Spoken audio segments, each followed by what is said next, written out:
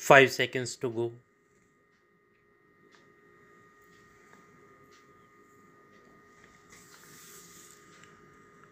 Start. Madam, I rise firstly to support the Constitution Amendment Bill 1983, but I am not supporting the Representation of the People Bill 1988. I have got serious objections to certain provisions of the amending bill. Madam, you are quite aware, and the nation is also aware, that there have been frequent promises from the side of the government that the government is very serious about bringing about comprehensive electoral reforms.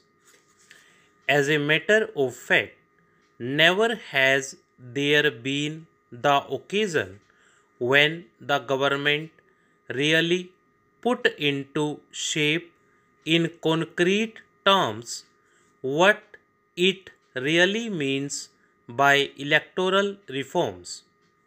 But so far as we are concerned, we put forth certain suggestions in specific form which may be considered as practical, viable suggestions, propositions, and ingredients to bring about appreciable changes in the present electoral system of our country.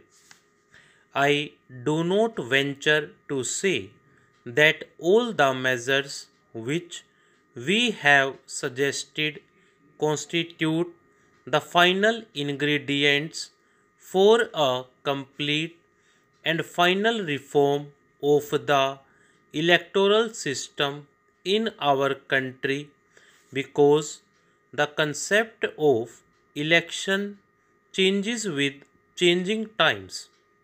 Since I do not have much time, I would not like to discuss it. But so far as we are concerned, we placed before the government certain ingredients which should be considered as inevitable propositions for bringing about certain changes in the electoral system. Those include, amongst others, acceptance of the principle of proportional representation, state funding of elections, elimination of money power and muscle power, stoppage of misuse of media, reduction of corrupt electoral practices, and impartial and independent election commission. Madam, I leave it to you and to the House. There was commonality of views on these items. On certain items, even the Congress party also expressed its commonness in their view. But please find out which of these components have formed a part of the present bill, barring 1 and 2. Anyway, at this stage, I want to say something about the comments made by my friend, particularly in regard to proportional representation in India. He has a misconceived idea and he is ignorant of the electoral history of this country. Number one, is it a fact that always the Muslims voted for the Muslims, or that always the Hindus voted for the Hindus? Had it been the case, I think many of us would not have seen the chamber of this house either this or that. A large number of people, I think majority of the people are still not infected by communal ideas. They are very much secular so far as they exercise their voting right. But here, once you accept the principle of proportional representation in our electoral system, you are encouraging communal forces. You are dividing India communally. I do not find any rationale in this idea. If we have to accept this, then, Madam Deputy Chairman, then you have to negate the history of your party. The Congress party did not get the votes of a particular section or a particular community. People voted for the Congress party on secular ideas, not on communal ideas. Therefore, it is not that idea. If that idea is there, I think it needs severe condemnation. It is you who encourage communal feelings in the electoral processes. My friend has rightly pointed out that the concept of proportional representation is based on arithmetic might. We want proportional representation because it has been our experience that some party, particularly the Congress, has occupied majority of the seats on the basis of minority votes secured by them.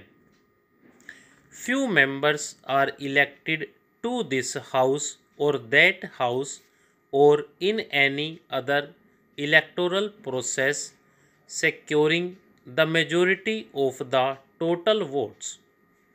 If you want really to judge the will of the people, if you want to have democracy based on the will of the people, the majority of the people, the present system does not fulfill that objective.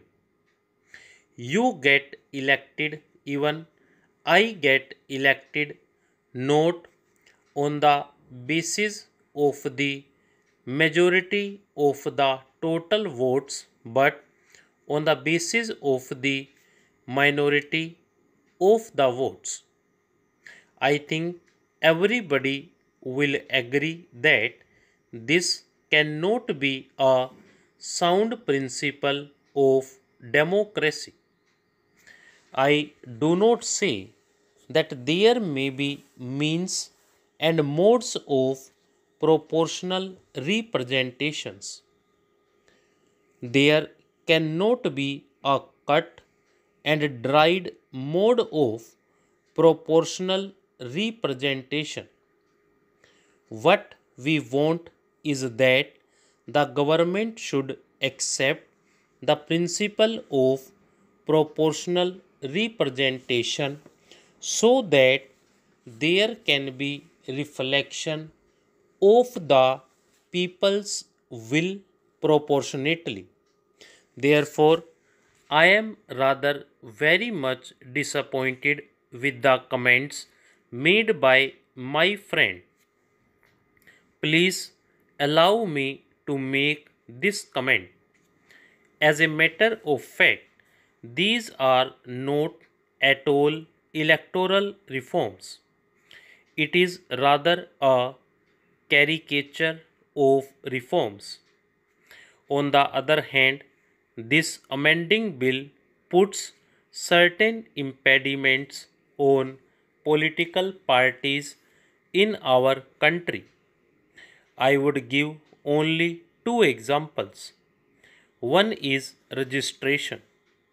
You will find there are lots of information to be given by a political party to the commission, and the political party will bound to furnish that information to the election commission. Stop.